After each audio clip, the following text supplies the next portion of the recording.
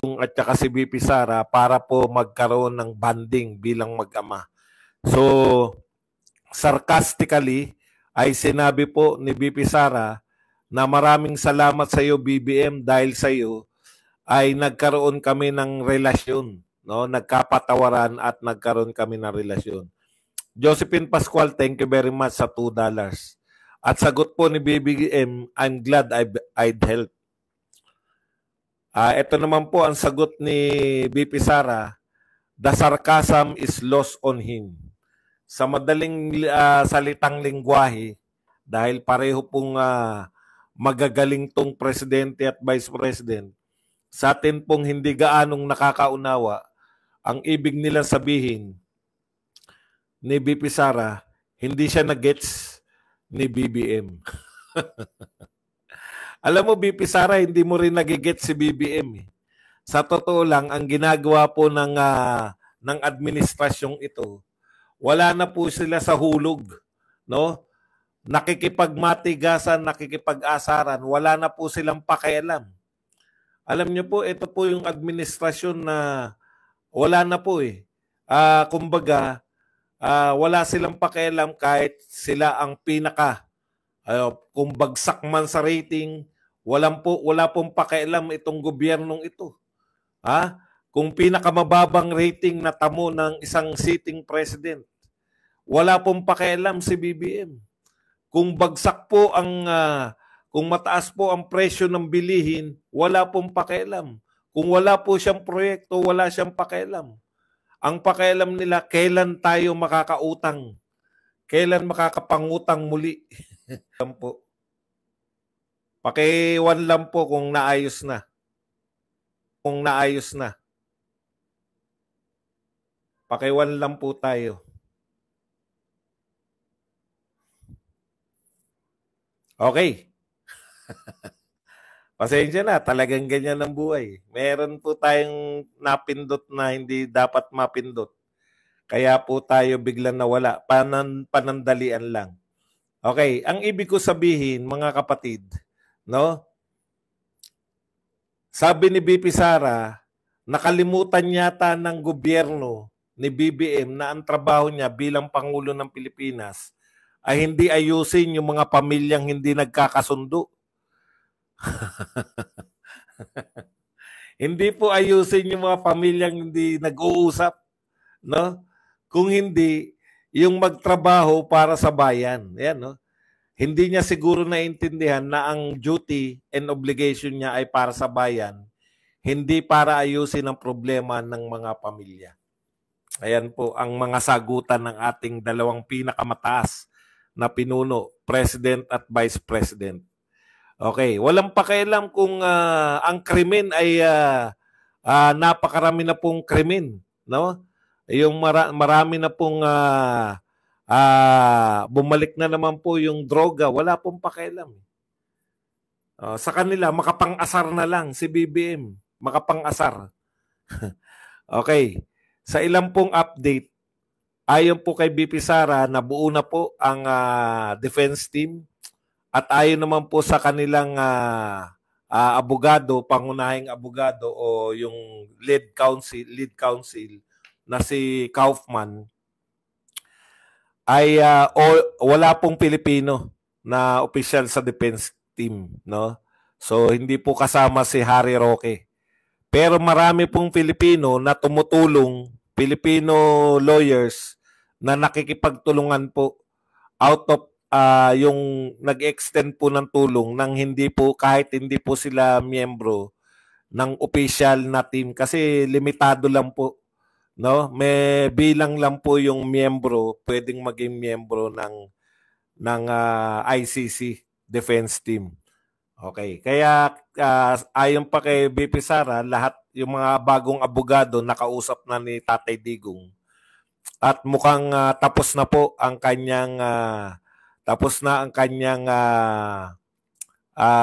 tungkulin, no, dito sa dahig at maaari na po siyang makauwi.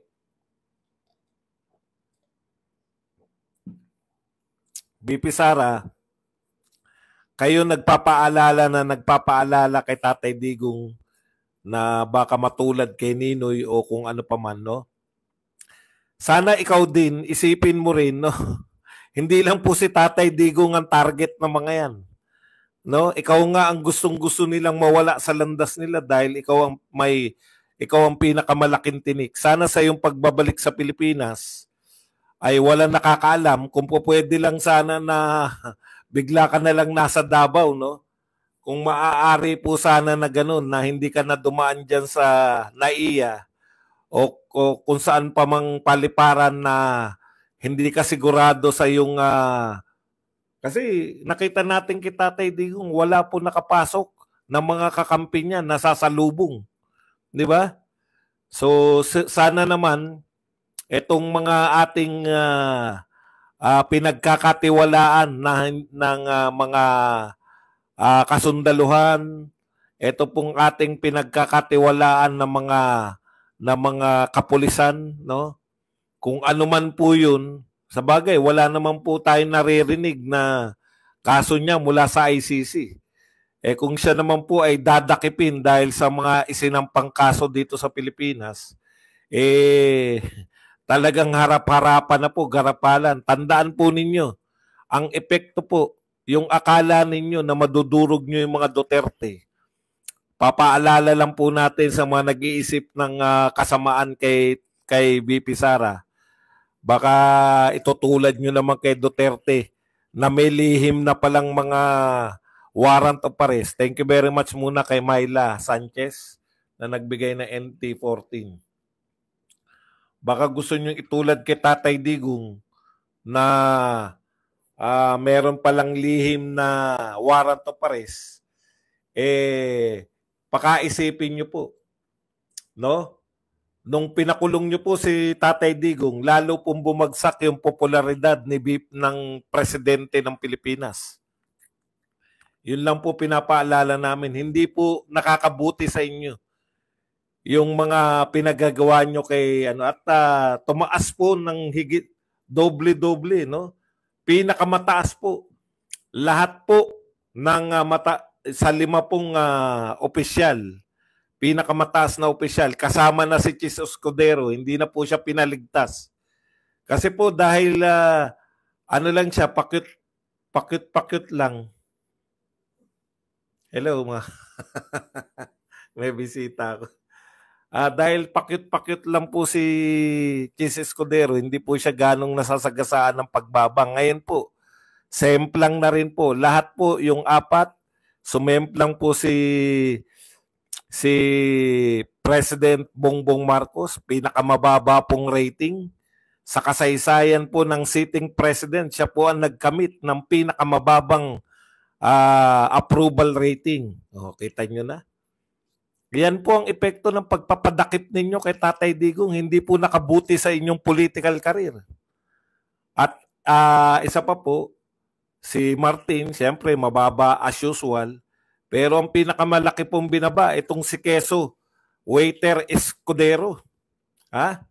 Sa pagiging waiter mo, kitang-kita na ngayon, lalo na ngayong hindi ka nag-issue ng subpoena. Dinay-delay mo. Hindi nga po dinay-delay. Kunwari, pag-aaralan pa nila. Pero ang isa lang po kahulugan yan. No? Ipinahiya mo si Amy Marcos sa kanyang committee hearing na walang umattend. Imbis na kampihan mo si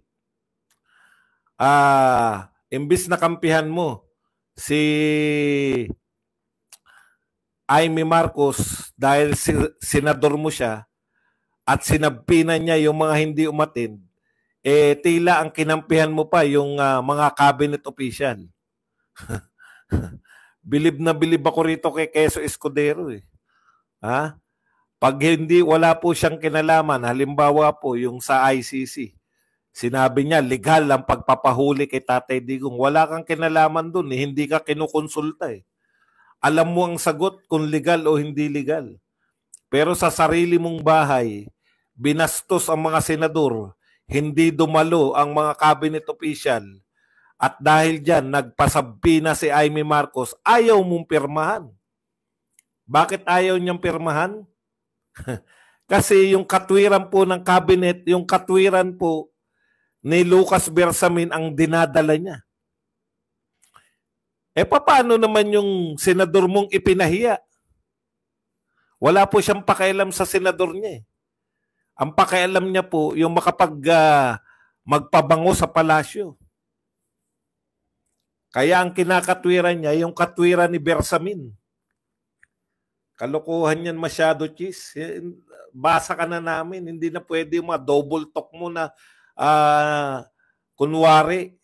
Simple lang yan. Nagsabpi na si Aimee, pipirmahan mo kung gusto mo.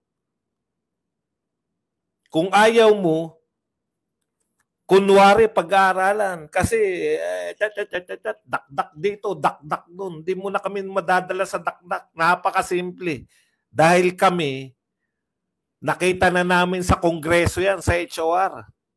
Pag ayaw dumalo, kahit na anong katwiran, isasabpi na, show cause order, tapos yan, contempt, at saka hahantingin na.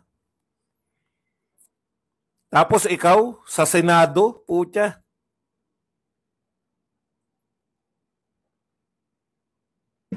Pag-aaralan mo pa. Ano pag-aaralan? Kalokohan yan. Baka sakaling, pinakamababang approval rating ng sitting president. Ang meron si BBM. Yan po ang katotohanan. Pag-aaralan mo, keso, katarantaduhan yan. Yung impeachment nga, nawala ay impeachment. Yung ICC, yung pagdakip nga kay Tatay Digong, wala ka namang kinalaman dun. Alam mo kagad na legal eh. Bakit legal? Pabor sa gobyerno, pabor sa amo mo. Pero pagkakontra sa amo mo, pag-aaralan mo pa. Pero pag pabor sa amo mo, tama yung ginawa ng amo ko. Kaya ikaw, kala mo, laging mataas yan si Chis eh. Hindi napapansin eh. Paano? Laging playing safe. Lagi siyang playing safe. Sutil naman. Simple lang po. Kung ang Senado, yung isa lang ang tanong dyan, Chis eh. Wala ba kayong kapangyarihan na mag-imbestiga sa Senado? Ang may kapangyarihan lang bang mag-imbestiga? HOR? House lang ba ang may kapangyarihan mag-imbestiga? Kung may kapangyarihan kayong mag-imbestiga at hindi dumalo, anong gagawin nyo? Pag-aaralan? Katarantaduhan yan. Ikaw ang galing mong magsalita eh. Tinanong ka legal ba yun? Sa tingin nyo yung pagkakadakip kay Duterte? Ay, legal yan. Alam mo kagad na legal eh. Hindi mo sinabing pag-aaralan ko pa eh. Ganun ka kagaling. Hindi po tayo kawawa. Sila kawawa balang araw. Dapat pinag-aralan mo yung House of Representatives. Ano ang ginagawa nila sa mga ayaw dumalo? Pinagtatawanan ka ng mga HOR. Alam mo ba kung ilan lang ang boto ni Paduano? Alam mo, Chis, milyon-milyon ang boto mo. Si Paduano, malamang, hindi ko alam kung umabot ng 100,000 boto niyan. Pero ang meron si Paduano na wala ka, Yagbols. Di ba? Wala. Si Mr. Contempt. Hindi ko po sinasabi na tama yung pagpapakontempt ni Paduano. Pero wala pa nga sa usapin ng contempt eh. Sabpina pa lang eh. Alam niyo ba yung sabpina? Ibig sabihin, pinapadalo mo na sila. Eto po, hindi na imbitasyon, sabpina na kinakailangan na kayong dumalo. Hindi pa nga contempt pang hinihingi sa iyo eh. Sabpina pa lang eh. Umaatras ka na. Wala talaga to eh. Okay. Punta po tayo dito si Malutikia po. Thank you very much kay Oliver Franco. Wala sa ayos din talaga to si Escudero. Correct. Wala po talaga yan. Mali po yung ginawa niya. Actually, ayaw niya lang aminin na ayaw ko pong pirmahan. Pero yun po ang meaning ng hindi mo pagpirma. May nalalaman ka lang.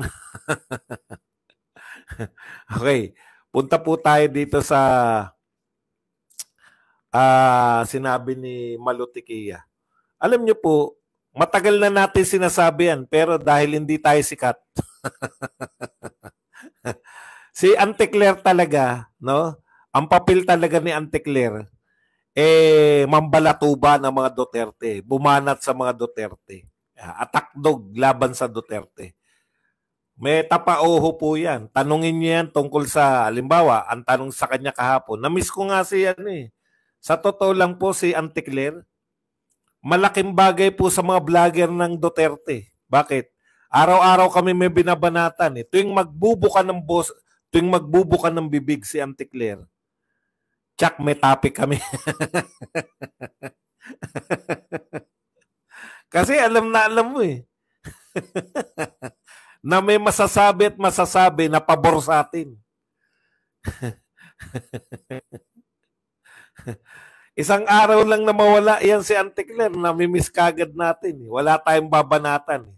Pero totoo yung sinasabi ni napakabastos. Maganda yung pinunto ni Tikia. Actually, natalakay natin yan. Again, no? Kaya nga natin inuulit dahil pag sikat na po yung nagsalita, at least yung mga sinasabi natin, nagkakaroon na po ng prestige. Yan. Ayon po kay Tikia, napakabastos nito ni Antecler, no? Napakabastos. Bakit po napakabastos? Wala pong paggalang sa dating presidente ng Pilipinas. Ako kasi, dahil tinanggap na natin na si Antecler ay atakdog, wala pong sasabihin niya na mabuti sa mga Duterte. Pero kung ito po yung sinasabi ni Antecler, ang talagang posisyon ng pamahalaan na sinasabing walang jurisdiction sa ICC. May jurisdiction ang makikipagtulungan sa ICC kung ipapahuli si Duterte. Pero kung si Duterte po, kung si Pangulong Duterte po ay pababalikin sa Pilipinas, ay hindi po makikipagtulungan. Pero maganda yung punto nito ni Malutikia. Kahit ayaw ninyo, sukan-suka kayo sa tao, kahit ayaw pa ninyo kay Pangulong Duterte, may karapatan po ang gobyerno na tanggapin ang Pilipinong isinusuli sa kanya. Nakuha po ninyo, hindi pa po natin tinatanggalan ng citizenship si Tatay Digong. Maganda yung punto na yun. Nakaligtaan ko po yun. Ang sinasabi ko po kasi, tsaka sinasabi rin ni Roque, yung sabi kasi ni Roque, di ba? Pwede namang ibang bansa yung tumanggap kung ayaw ng Pilipinas. Ay, hindi po pala. Tama nga po pala. Bakit hindi nyo tatanggapin si Tatay Digong? Hindi na ba siya Philippine citizen? Di ba? Kahit po kriminal pa yan, kung pinatawad yan dun sa, ibig sabihin yung mga OFW, kahit po kriminal, kung pinatawad na po yan, hindi mo po pwedeng sabihin na, at pinabalik na sa Pilipinas, hindi mo pwedeng sabihin na, ayaw namin dyan, kriminal pala sa inyo yan, bakit namin tatanggapin? Lahat po ng Pilipino na isinusuli dito sa ating bayan, hindi po natin pwedeng sabihin yung mga sinasabi ni Antecler na hindi kami makikipagtulungan dyan. Anak ng pupa, hindi ba president? Wag na po yung presidente siya dati. Yung pagiging Pilipino na lang. Ibig sabihin pala, kung pinalaya po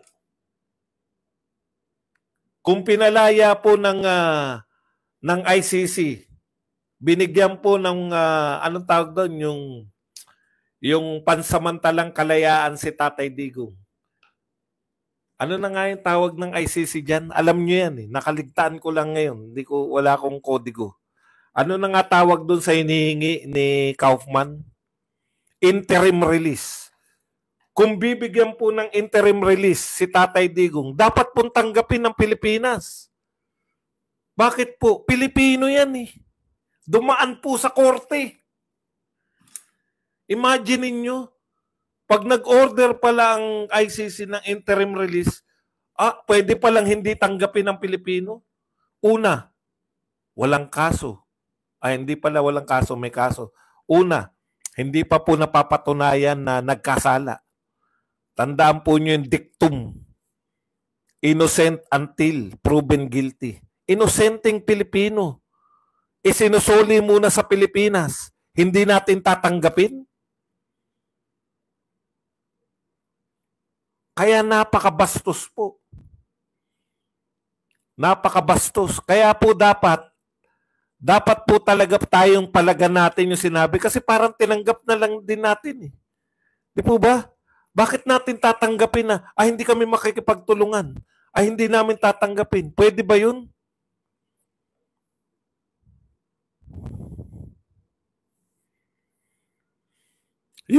Correct, yung basurang ang tinapon ng Canada sa atin, pinabalik ni Duterte, kinakailangan nilang tanggapin. Kaya galit yung mga yan sa atin lahat eh. Tayo lang ang mahirap na bansa na pinahiya sila sa mundo. Alam mo, Mary Jane, tignan mo muna yung volume mo. Kasi kung totoong walang sounds,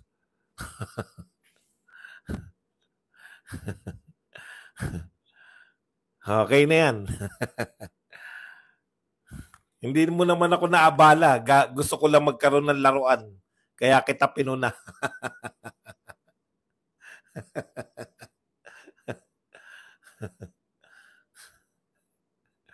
Okay. Ano pa ba? Yun pa po, no? Si Auntie Claire pa po tayo. Yung papel talaga ni Auntie Claire sa lahat, atake lang sa Duterte. Wala naman po siya na bilang ang tinatanong nga eh. Ganun na ba kababa ang tingin ng mga ninyo Malacanang sa mga Pilipino? Na yung press briefer nyo, wala nang prestihyo eh. Bardagulan lang ang gusto eh. Makipagbardagulan lang eh. Tignan nyo po, tama po yung ginawa ni Daryl Yap na sarcasm, na atake, o kung ano man ang tawag doon, yung ginagaya nila si ano. Kasi PCO yan eh, dapat may paggalang din po, hindi naman siya pangkaraniwang vlogger eh. Kung pangkaraniwang vlogger po yan, pero kami pong mga vlogger ng Duterte, natutuwa po kami kasi may continuous supply kami ng sinusuplayan niya kami ng content. Alam niyo po sa mga vlog, ito po aminin namin sa inyo, kami po mga vlogger, araw-araw, dahil araw-araw po ang aming vlogs eh. Araw-araw po ang problema ng mga vlogger, lalo na po ng mga political vlogger, ano ang content for today? Malaki pasalamat ko kay Auntie Claire eh. Once na magbuka ng bibig si Auntie Claire, meron na akong topic agad.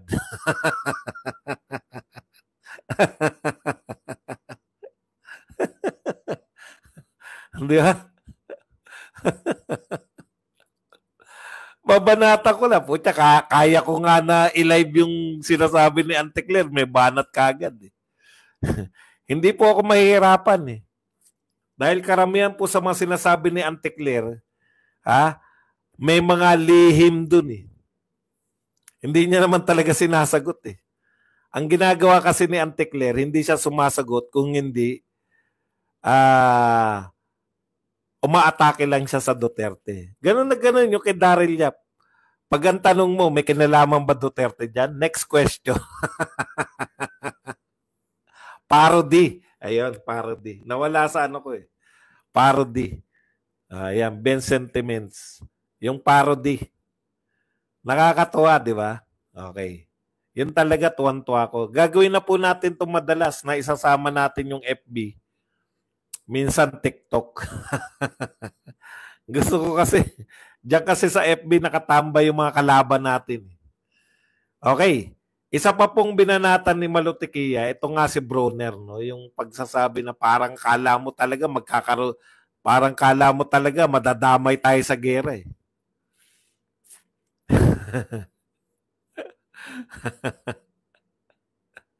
Para raw hindi abogada.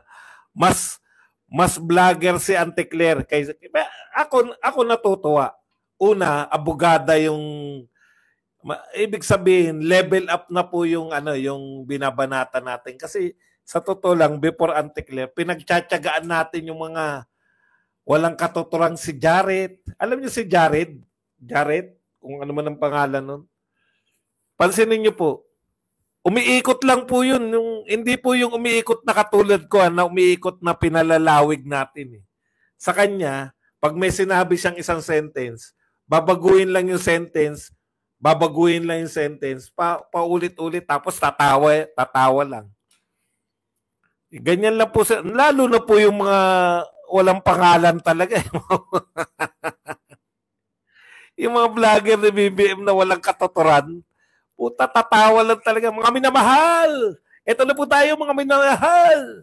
Ay, mga minamahal natin. Ito na po. Mga minamahal. Puta, panigan. Hindi mo alam kung ano ba ginagawa. Ano ba talaga ginagawa nitong mga to? Bakit ganun lang sila mag-vlog, no? Yung isa naman, tawa lang ng tawa. Oo, i-rephrase lang ni Jared yung sinabi niya. I-rephrase niya ng 3 beses para humaba. hindi talaga yung purpose nila. May isa naman, putya, nagpapakyut lang eh. Taas tatawa. Ay, nako! Ganito naman style ng isa. Ay, nako! Mga DDS vlogger din! Nako!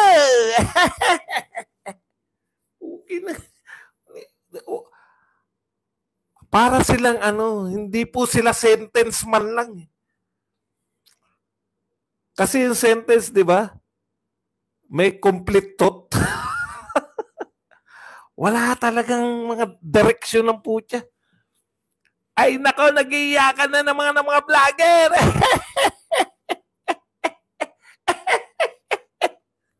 Okay. Ay, si Mike Abbey, ibang klase yan. Si Mike Abbey, dahil laki naman niya sa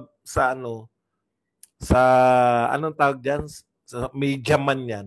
Salita lang ng salita yan kahit walang kawawaan.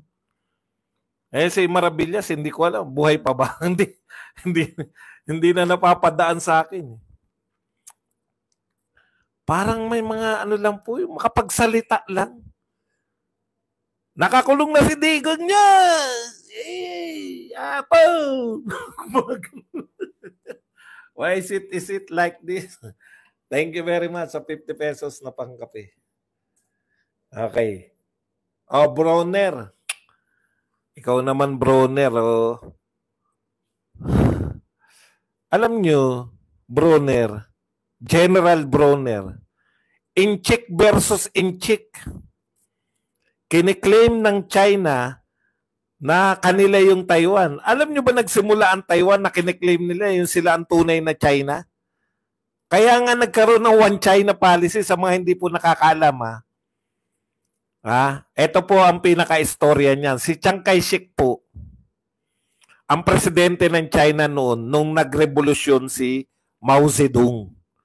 Napalayas nila, tumakas po si Chiang Kai-shek na presidente ng China, nagpunta po ng Taiwan. Kiniklaim nila na in exile lang, no?